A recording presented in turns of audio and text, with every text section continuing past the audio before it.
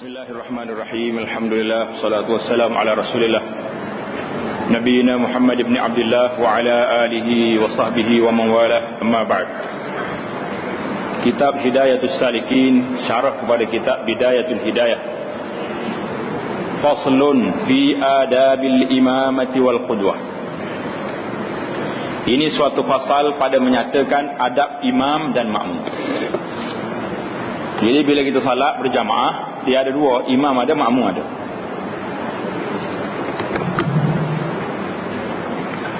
Bermula adab bagi imam dan makmum itu 25 perkara. Kena ingat ni, adab nak jadi imam dan juga adab jadi makmum ni ada 25 perkara. 25 perkara. Yang pertama, segianya bagi imam itu bahawa meringankan akan sembahyangnya itu. Imam jangan terlalu lama sangat, dan jangan pula terlalu ringkas siapa orang tak sempat nak ikut.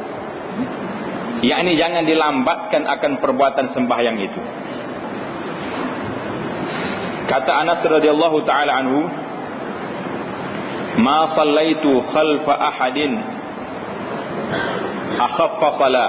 Dalam kitab kita ni akhaffa salah. Dalam riwayat lain aujaza salah.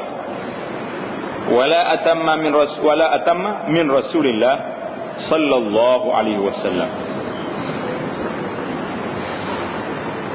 Artinya tiada aku sembahyang di belakang seorang yang terlebih ringan sembahyang dan tiada lebih sempurna daripada Rasulullah sallallahu alaihi wasallam. Hadis ini riwayat Imam Muslim. Tanda rawahu Muslim. Hadis rawahu Muslim.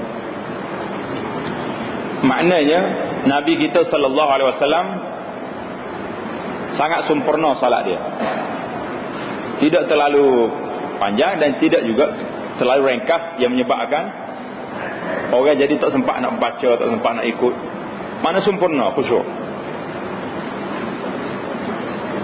Dan yang kedua, bahawa jangan takbiratul ihram melainkan setelah selesai daripada iqamat. Jangan ekspres. Lama kita duduk sini, orang duduk tengah qamat lagi, pada qamatus salat imamnya Allahu akbar. Hai lorak mana dia hari ni? Kena selesai dulu daripada iqamah. Selesai iqamat semua siap, barulah kita takbiratul ihram dan selesai daripada meratakan saf. Ini sunat. Lepas qamat jangan terus qamat, jangan terus salat. Imam mesti tengok dulu saf di belakang dia tu rata ke tak rata. Ini adalah perbuatan Rasulullah sallallahu alaihi wasallam. Nabi kita dia paling tengok dulu. Kalau ada tak betul, dia betul balik. Dia tengok tak betul saf. Yang tak rapat suruh rapat. Pasal itulah Nabi dalam hadis yang jelas, Nabi kata la tusawwunna sufufakum. Inilah kamu orang belakang ni betulkan saf kamu. Ataupun Allah Taala buat macam mana? La tukhalifan. Ataupun hati kamu jadi berpecah. Kita ni kalau duduk sekali, hati lain-lain tak ada guna, tidak ada kekuatan. Kuat ke tak kuat kita? Tak kuat. Kita duduk sekali, duduk semeja, duduk sekali, tapi hak ni mikirlah ke lain, hak ni mikir ke hulu, ni mikir ke hilir. Hatta duduk sekali dengan isteri dia serumah. Ada suami nak suruh isteri duduk rumah, isteri pula ada bebas nak berjalan, tak boleh selesai masalah, tak selesai ke masalah. Ada isteri nak mewah-mewah, makanan sedap-sedap, suaminya nak bersederhana, tak selesai masalah. Nabi kata sama ada kamu betulkan sah kamu ataupun Allah Ta'ala salahkan, selisihkan pendapat dalam hati kamu. Maknanya hati tidak bersatu. Berpunca daripada mana? Berpunca daripada sah maya yang tak betul. Ini amat keras, satu peringatan yang cukup besar pada Nabi sallallahu alaihi wasallam. Dan inilah yang menjedihkan kita umat Islam hari ini. Kalau masuk, pergi dah tengok masjid mana hebat sekalipun, sah memang satu penyakit. Waktu zaman dulu mana ada saf maya ni, ada baris, ada garisan? Tak ada garisan. Orang sendiri pandai guna guna keilmuan dia tu macam mana nak katakan sah. Kaki dengan kaki ni rapat, duduk rata. Ini tidak. Sekarang ni dah lah nak kata sah. Nak suruh naik duduk depan pun satu perjuangan yang belum selesai. Selesai kata sah kita? Tak selesai. Pergilah masjid mana pun, nak naik duduk sah depan ni cukup payah. Bahkan dia tolak orang lain pula nak naik. Kalau tu imam kata betul sepenuh sah ni, dia tolak orang lain pula. Lupakah kita hadis Nabi sallallahu alaihi wasallam beritahu pada kita, kalau kamu tahu pahala baik, kalau kamu tahu pahala duduk sah awal, kamu akan mengundi nak duduk depan berebut. Dah kita tak tahu nak macam mana. Bagi tolak orang lain, tolak. Nah, naik. Seolah-olah dia tu pahala tak ada tempat nak letak dah. Orang ni hok tak ada pahala, hok kena tolak naik. Rasa macam tu kau kita. Kau tak rasa apa dia ada dua manusia ni. Ada manusia yang ada rasa, ada manusia yang tak ada rasa. Kebah dia panggil. Kita ni masuk dalam kategori mana tak tahu dah. Dalam kategori kebah lah kali tak tahu ke satu. Kelebihan sahawa dengan hadis Nabi kau dengan apa kau macam tak ada rega. Jadi nak cerita kepada kita, lepas daripada qamat jangan mendirikan sembahyang sehingga selesai daripada meratakan sah. Ini adalah ajaran Rasulullah sallallahu alaihi wasallam. Waktu tu lah dia kena tengok imam tu, kena tengok dulu. Betul ke tak betul? Kalau tak betul, betul. Kalau tak penuh, suruh penuh dulu. Baru kita takbir Allahu Akbar. Kalau tidak, dia panggil imam yang tidak bertanggungjawab dengan orang belakang dia. Innama ju'ilal imam liyu'tamma bih. Imam ni jadi ni sebagai pemandu, driver. Tengok. Jadi kalau orang tak naik lagi, bah penuh lagi, kita jalan dah jatuh orang. Itu imam tengok betul-betul sah, baru kita takbir. Kerana tersebut dalam hadis lain Nabi kita sallallahu alaihi wasallam sabda, fa inna taswiyatas saf min tamamis salah. Menyempurnakan susunan saf itu setengah daripada syarat nak menyempurnakan sembahyang. Itu jelas. Dan adab yang ketiga, bahawa menyaringkan imam itu akan suaranya pada ketika takbir. Takbiratul ihram ataupun takbir perpindahan intiqalat di antara rukun, kenalah kita kena suarakan Allahu Akbar supaya didengar oleh makmum. Kalau kita jadi imam, kita takbir perlahan. Selalu ke tak selalu orang belakang? Selalu lah. Macam mana imam ni rokok pas sujud ni, tak tahu mana-mana duduk. Akhir sekali hak ni bangun, hak ni tunduk, tak tahu mana. Jadi imam kena bertanggungjawab. Sekarang ni alhamdulillah ada mikrofon. Baik, kalau tengah kita semaya, mikrofon kita mati, elektrik mati. Ada api. Jadi imam tu kena kuatlah suara dia. Akaklah suara lebih daripada biasa supaya orang belakang boleh dengar. Terutama kalau masjid besar. Macam masjid kita ni. Sebelah ni ada perempuan pula, duduk di sebelah dinding. Lagilah kena kuat suara. Dan adab yang keempat, bahawa jangan menyaringkan makmum akan suaranya. Ini adab juga. Jangan makmum menyaringkan suaranya, melainkan sekira-kira didengar oleh dirinya sendiri. Jangan kuat suara kita, mengganggu orang lain.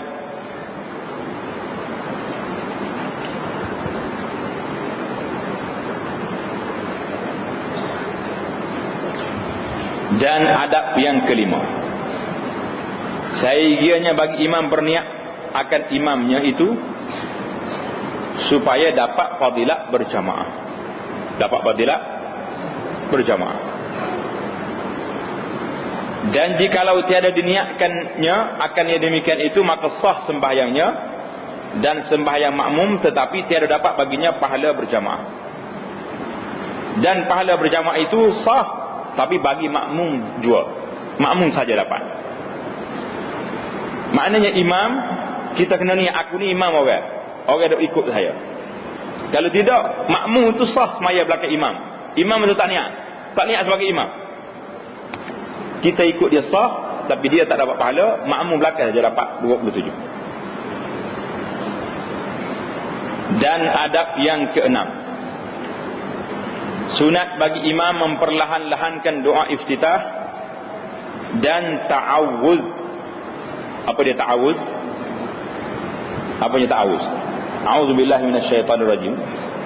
Jadi sebelum kita baca surah, kita baca a'udzubillahi minasyaitonirrajim secara perlahan.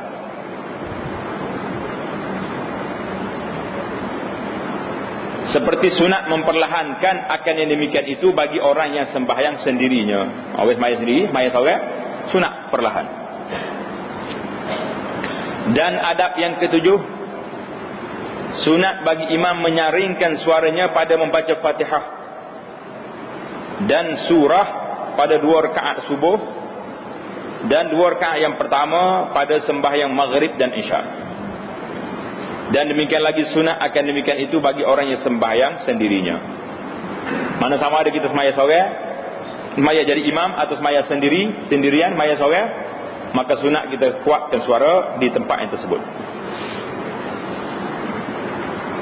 Dan adab yang ke-8,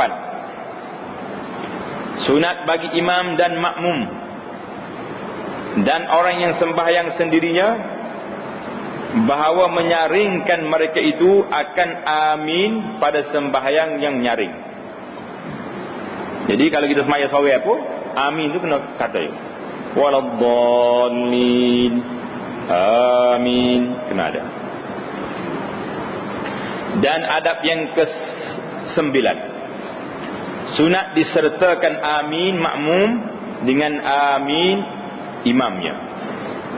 Jangan terdahulu dan jangan terkemudian. Nak serentak. Biar imam kata waladdallin, orang belakang jangan terus sambung amin lah. Tunggu imam kata dulu amin, biar serentak. Jadi jangan lama sangat imam break tu. Kalau tidak nyepitah orang belakang pula.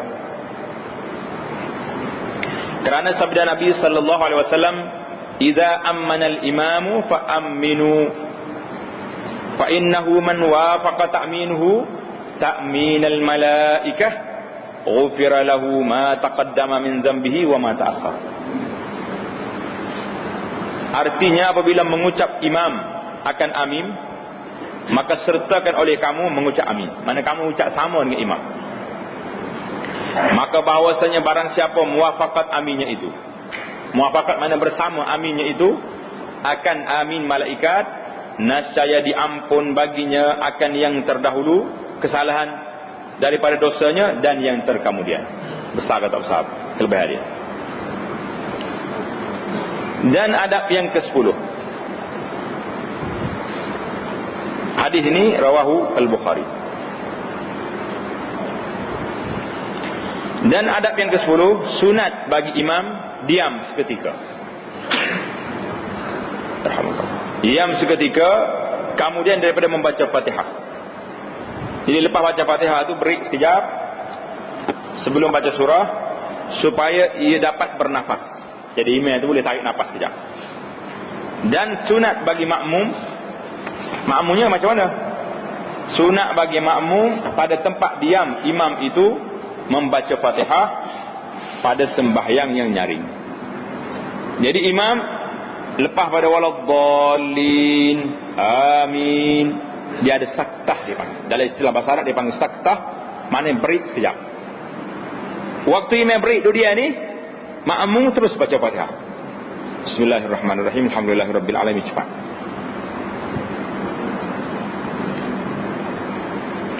Apa?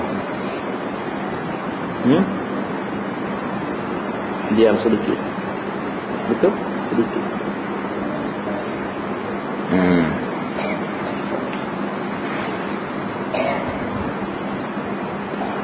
Diam sedikit, betul dah. Cuma dia tulis satu pelik sikit.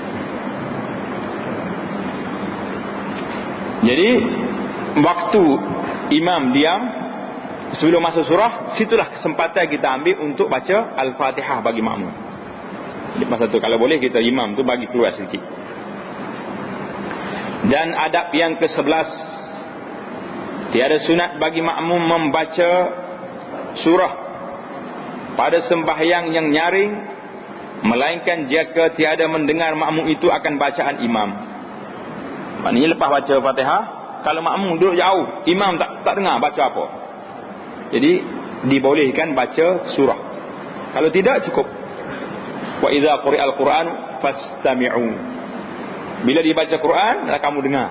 Tak payahlah kita baca juga surah belakang imam. Sekadar Al-Fatihah saja ni. Sebab Al-Fatihah tu ada hukum dia tersendiri. La salata liman lam yaqra' bi Fatihatil kitab. Tidak sempurna sembahyang orang yang tak baca Fatihah. Jadi surah lain tu jangan baca. Dia kata di sini, kecuali jika tiada mendengar makmum itu akan bacaan imam. Maka pada ketika itu sunat baginya membaca surah. Itu syarat, itu adab dia. Dan adab yang ke-12, sunat bagi imam bahawa jangan melebih akan tasbih rukuk. Mana tasbih rukuk? Subhana rabbiyal azim wa bihamdih, daripada 3 kali. Jadi tidak sunat. Dan adab yang ke-13, sunat bagi imam jangan melebih tasyahud awal kemudian daripada katanya Allahumma salli ala Muhammad. Jadi tak boleh panjang kita. Lepas pada baca tasyahud Allahumma salli ala Muhammad, Allahu akbar bangsa. Dan adab yang ke-14, hendaklah disimpankan. Apa makna disimpankan? Simpankan. Disimpankan maksudnya hendaklah diringkaskan. Pada 2 rakaat yang akhir atas membaca Fatihah juga. 2 rakaat yang akhir itu baca Fatihah saja, tak payah baca surah. Dan adab yang ke-15, bahawa jangan melanjutkan imam akan sembahyang. Apa makna melanjutkan? Jangan memanjangkan bacaan, jangan memanjangkan sembahyang. Jika tiada redha makmum atas yang demikian itu. Kalau makmum tak redha, kalau makmum setuju dah, kita pakat dah malam ni kita panjang sikit sembahyang, macam mana? Makmum kata setuju, tak apa. Mungkin dia tahu dah kita nak baca panjang malam tu. Macam orang mari sembahyang pagi Jumaat, dia tahu dah risiko pagi Jumaat ni imam akan baca surah Alif Lam Mim saja dah. Alif Lam Mim saja ni panjang. Surah rakaat yang kedua hal ata alal insan pula kena 2 surah tu. Kalau sempurna baca satu surah penuh, tak main sekerak-sekerak, boleh saya juga lamanya. Jadi kalau dah orang setuju dah, memang dia pergi pagi Jumaat ni kerana nak sembahyang sejadah dia panggil. Dia bukan syarat sembahyang sejadah, baca surah apa pun tak apa, tapi itu di antara amalan yang Nabi kita buat pada pagi Jumaat. Jadi kalau makmum redha, makmum tidak redha panjang, maka tak boleh buat.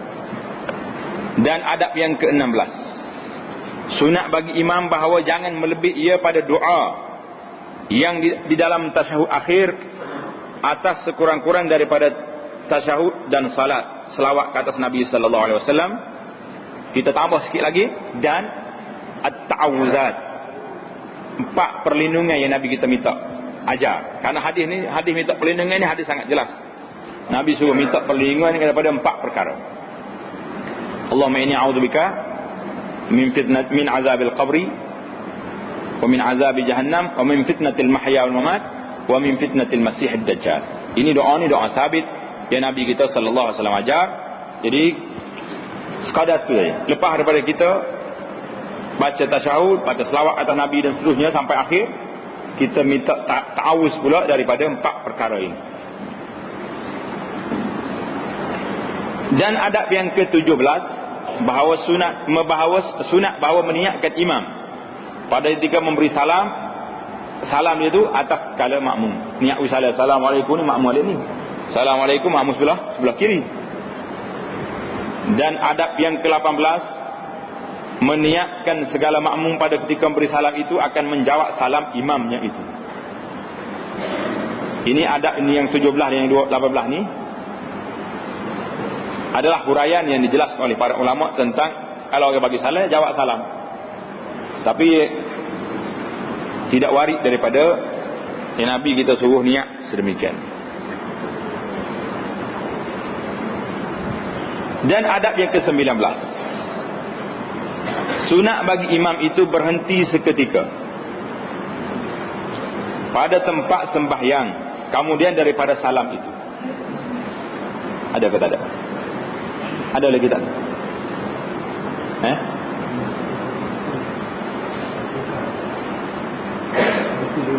Macam mana? Apa dia kata? Atau baca ni sunat.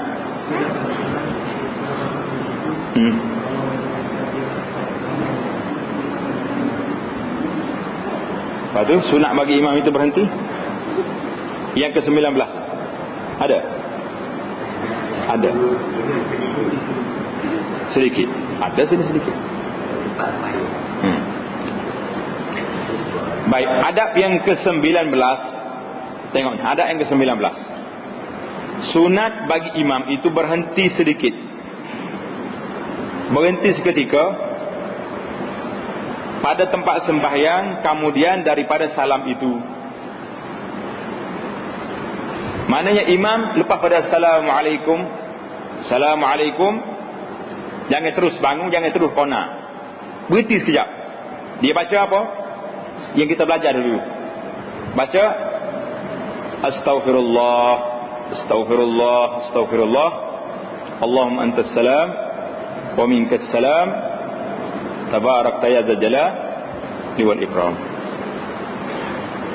Lepas pada baca itu, kalau dalam sembahyang subuh kita bagi tahu dah. Baca pula apa tu? La ilaha illallah wa la syarikalah, dan Allahumma ajirni minan nar. Dan adab yang ke-20, sunat bagi imam ketika berhenti itu menjadikan ia akan kanannya itu kepada makmum dan kirinya itu kepada mihrab. Mana berhenti di sini, imam jangan terus bangun, duduk dia tempat sembahyang dia. Nah, ini di antara yang ke-20 ni boleh jadi sebahagian imam kita tak buat benda ni. Tengok betul-betul.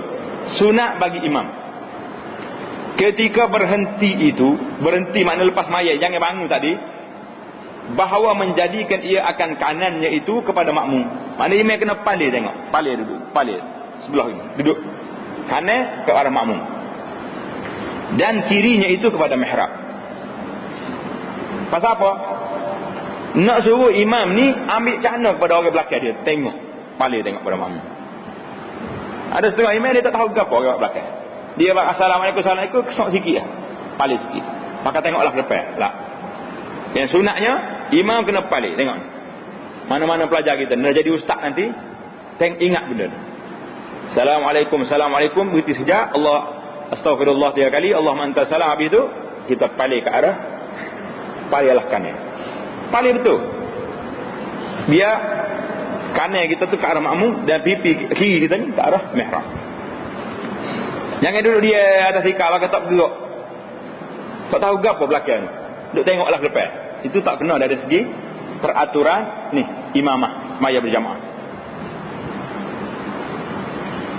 Dan adab yang ke-21, sunat bahawa jangan bangkit imam, jangan bangkit makmum, melainkan kemudian daripada bangkit imam. Itu yang sunatnya. Mana kalau makmum ni tak ada masalah, tak ada nak cepat pergi, jangan dia bangkit selagi imamnya tak bangkit. Pasal itulah imam mengikut sunnahnya, dia tidak duduk lama di tempat sembahyang dia.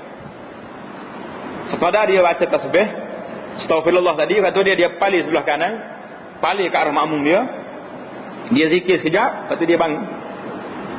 Barulah kita bagi peluang kepada makmum kita, baru boleh bangun. Tengok ni, asal dia buat macam ni. Sunat bagi imam ketika berhenti itu apa ni? Sunat bahawa jangan bangkit makmum, melainkan kemudian daripada bangkit imam.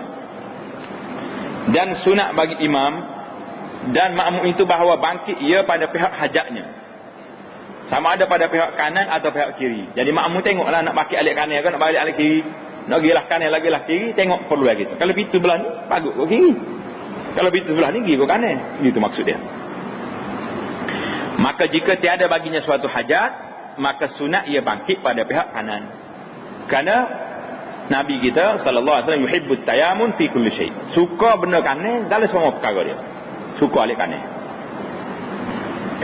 Dan adab yang ke-22, bahawa jangan menentukan imam akan dirinya dengan doa dalam kunut, atau dalam kunut subuh atau kunut witir. Ini dia panggil dari sudut adab berdoa. Imam jangan menentukan untuk dirinya. Jangan khususkan untuk dirinya dengan doa yang dia baca dalam kunut subuh ataupun kunut witir.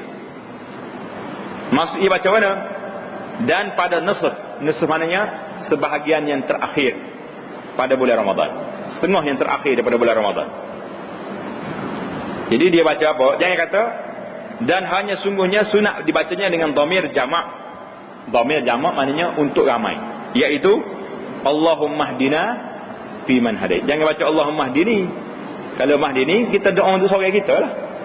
Jadi imam kena pandai baca Allahumma hdina, Allahumma ufil lana. Jadi semua guna perkataan na, kerana na ni menunjuk kepada ramai, saya pembaca dan orang belakang saya, semua sekali minta benda ni. Jadi kalau kita baca seorang Allahumma hdini fi man hadait, makmum belakang duduk amin. Amin kepada siapa? Amin untuk imam tu, bukan untuk dia, tak masuk dah dia tu. Jadi kena imam tu jangan khususkan dalam doa dia untuk diri dia seorang.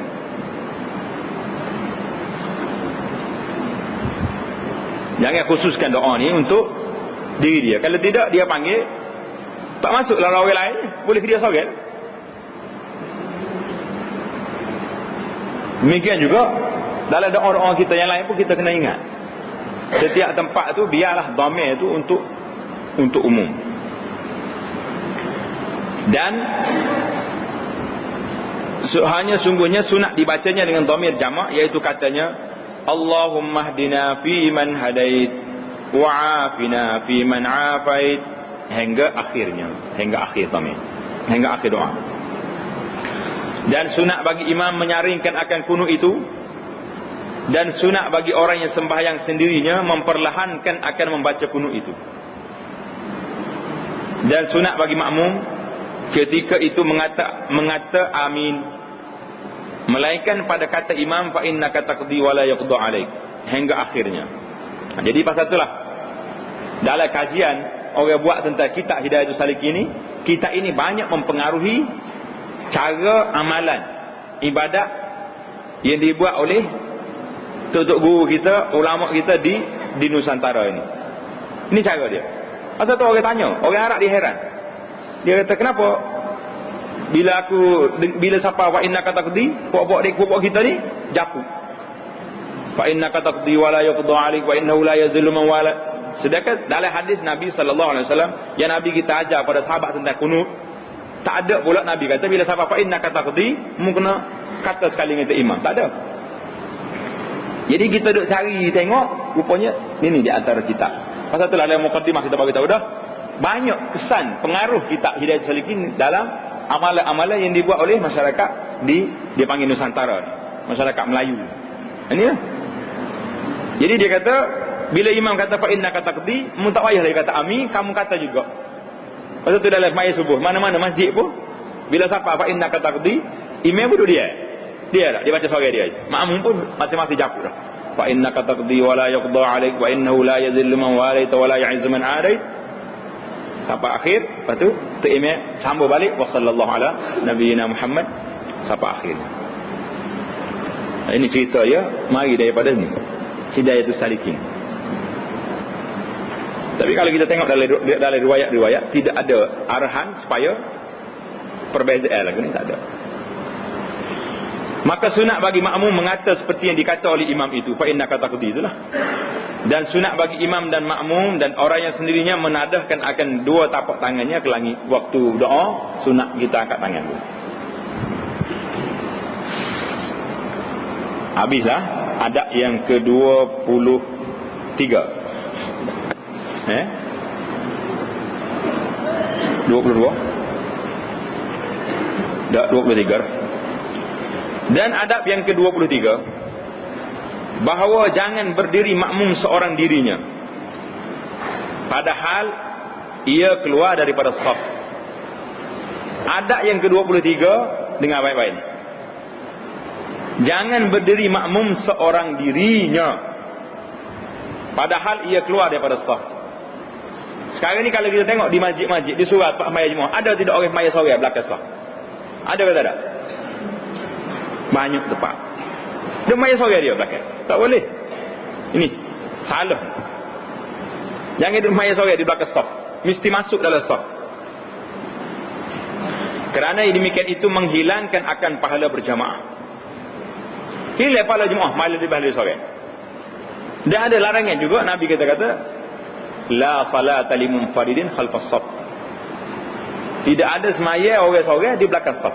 Jadi di sini huraian ulama berbeza. Ada setengah ulama yang syadid, dia kata la salata, mana tak sah maya seorang di belakang saf. Tak sah. Ulama lain kata tidak sampai tak sah, tapi makruh maya seorang, tidak sunat. Sunatnya dia masuk dalam saf ataupun tarik orang depan tu masuk sekali dengan dia. Jelas tak jelas? Macam mana nak selesai masalah ini pada umat masyarakat kita?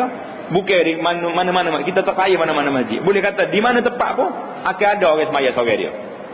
Maya celah dia, maya belakang saf seorang-seorang. Lah, ini semua ni menyalahi peraturan adab semaya berjamaah. Atau dihelanya. Apa makna dihela? Tanda situ, dihela makna ditarik. Dihelanya makna ditarik. Ditariknya akan seorang yang di dalam saf itu kepadanya. Kemudian daripada ia takbiratul ihram. Maknanya kalau orang ni masuk mari, tengok sah padat, penuh. Tapi kalau sah di tempat kita ni, insya-Allah 5 orang lagi boleh masuk. Cumanya kena tolak baru sikit. Jadi kita kena belajarlah adab sembahyang berjamaah ni. Kalau nampak orang setuh baru tu jangan akak baru gini. Setengah orang ni bila kita setuh dia tengah putih-putih. Jangan degak lagi. Jangan degak ada buka sayap lagi. Maknanya bila orang setuh baru tu, orang nak suruh kita kesok lah sikit tu. Nak suruh kita buka bagi ruang kepada dia nak masuk. Jadi kita tengok kalau ada kita ruang sebelah kita ni kosong, kita masuk. Orang belakang boleh masuk. Baik, kalaulah kita kata tak ada langsung, memang padat betul masjid kita ni, hebat. Dari segi kita susunan sahnya, ahli jemaah kita ni masya-Allah tabarakallah hebat. Pandai betul-betul. Kaki dengan kaki belakang nak masuk tak boleh. Nak ajarnya. Maka di situ kata ulama di sini hendaklah atau dihelanya, ditariknya akan seorang dalam saf itu kepadanya. Bila? Kemudian daripada ia takbiratul ihram. Dia masuk dekat orang ni, Allahu Akbar, pegang tangan bawah ini tarik tu. Jadi orang depan pun kena belajarlah adab ni. Jangan bila orang tarik kat mula nak dia tahu orang nak aku. Jangan. Mana orang ni perlu pada bantuan kita supaya dia tidak duduk seorang diri di belakang saf, kerana ini mahzur, dilarang oleh Nabi sallallahu alaihi wasallam. Duduk belakang. Cumanya ada juga perbahasan ulama di sini, boleh ke tidak kita tarik orang duduk di saf awal pergi duduk belakang? Kerana ini telah mengurangkan pahala sahabat kita tadi. Mengurangkan pahala. Boleh tak boleh? Orang itu duduk pahala saf awal, kita tarik duduk belakang. Jadi turun dan markah dia. Jadi turun markah tak turun markah. Jadi pasal itulah perbahasan ulama kata yang membenarkan tarik ini, dia kata lebih baik sahabat kita tu berkorban markah dia sikit daripada sahabat dia ni langsung tak boleh berjamaah duduk seorang belakang. Mana baik kita sedekah dia sikit, pahala kita daripada 90 jadi 85 daripada sahabat kita duduk seorang belakang tak boleh pahala langsung, pahala jamaah. Jadi lebih baiklah kita korban untuk dia sikit undur. Jadi perbahasan itu panjang, yang pentingnya kita kena buat. Yang kita nak bagi peringatannya, jangan semaya di belakang saf. Terutama di bucu ni, hujung masjid ni, hujung tiang. Akan ada seorang cokoh situ.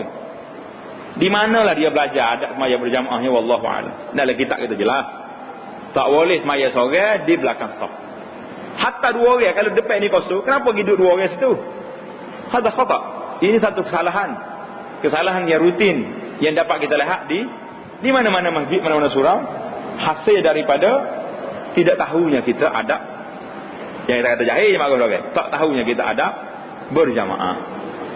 Kata tak tahu tak apa tak. Kalau kata jahil, bermahalan kata ustaz ni kasar kata orang. Jadi kita tarik balik jahil kepada tidak tahu. Boleh. Dan adab yang ke-24. Nak habis adab kita ni. Adab yang ke-24, bahawa sunat bagi makmum yang dihelanya itu, mana sunat bagi makmum yang ditarik tadi, yang ditarik oleh siapa? Oleh kawan dia tadi. Apa dia kena buat?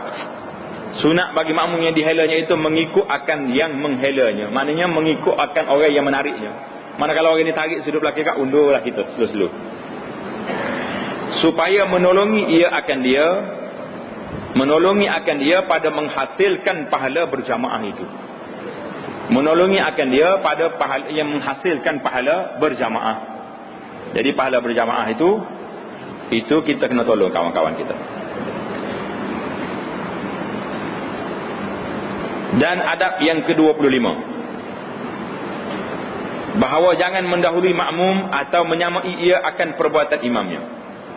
Makmum jangan duduk langgar, pergi dulu pada tu imam, jangan. Ataupun serentak dengan imam. Slowlah, tunggulah dulu sampai imam rokok, imam sujud baru kita buat. Tetapi sunat bagi makmum itu terkemudian sekalian perbuatannya itu daripada perbuatan imamnya. Jadi makmum ni kena sunat, semua perbuatan dia mesti kemudian daripada perbuatan imam. Seperti bahawa ia jangan rukuk melainkan apabila sampai imam itu kepada sekurang-kurang rukuk. Maknanya imam dah turun, Allahu Akbar, yang nampak imam turun dah, barulah kita Allahu Akbar juga. Dan jangan sujud makmum itu melainkan apabila sampai imam kepada sekurang-kurang sujud. Dan sekurang-kurang sujud itu bahawa menyampaikan ia akan dahi pada tempat sujud. Mana tu email siapa dah baru kita ikut dia. Habislah kita. Berapa adab kita ni? Adab imam, al-imamah wal qudwah. Adab imam dan cara nak ikut imam. Adab imam dan makmum. Maknanya banyak lagi adab-adab peraturan imam makmum tu. Tapi dalam kitab kita ni dia ambil asas saja, rumus saja sebagai hidayatus salikin, petunjuk kepada orang yang nak berjalan. Pasal itulah dia setiap perkara dia tidak terlalu detail sangat, kerana banyak lagi benda lain lepas pada ni.